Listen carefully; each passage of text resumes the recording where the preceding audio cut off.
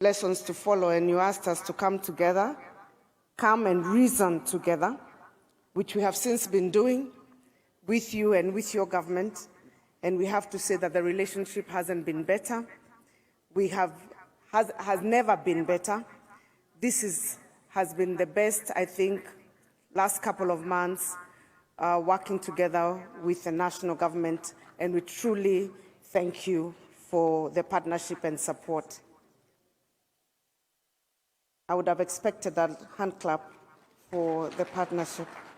I'm sure all of us are relieved not to be having press conferences, press statements.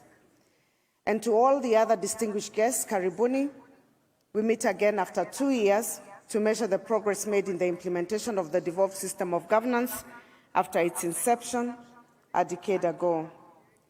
We have 3 days to candidly evaluate the hits and misses of devolution, and together we'll generate responsive and concrete policy, legislative, administrative proposals that will aim to further and strengthen devolution for the next decade.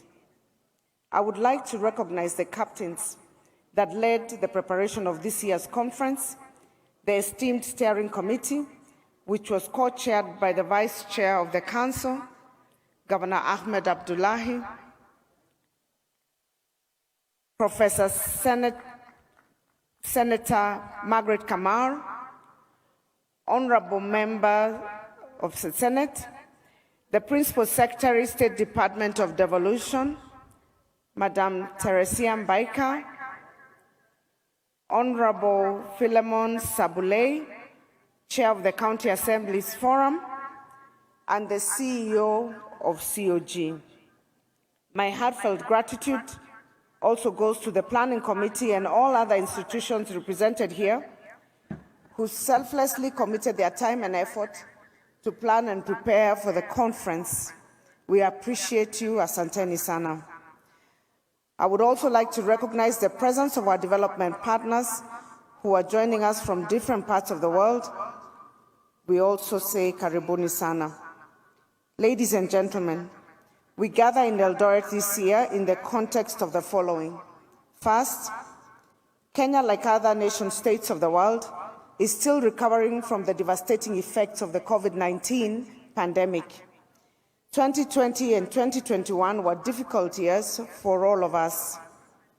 Travel and business restrictions and rampant lockdowns almost paralyzed world economies, and Kenya was no exception. However, since last year, we have proven to ourselves what a resilient people we are, and with most sectors exhibiting a strong rebound. According to the National Treasury, Kenya's economy is projected to grow by 5.5% in 2023 and above 6% over the medium term. Second, our economy and social sectors continue to experience disruption from shocks of climate change. According to the United Nations Environmental Programme, UNEP, while Africa has contributed negligibly to the changing climate, with just about 2 to 3% of global emissions, it stands out disproportionately as the most vulnerable region in the world. To bring the reality closer home, we are just recovering from a prolonged and distressing drought that cost us many lives and livelihoods. Third, we are on the last mile of the implementation of the Sustainable Development Goals, the SDGs. The UN Agenda 2030 has 7 more years to go.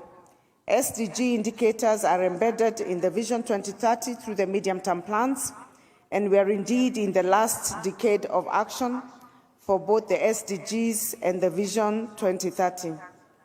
With each SDG having a linkage to a county function, it is undeniable that the realization of the socio-economic targets in both the global and national agendas will crystallize at the county level. Your Excellency,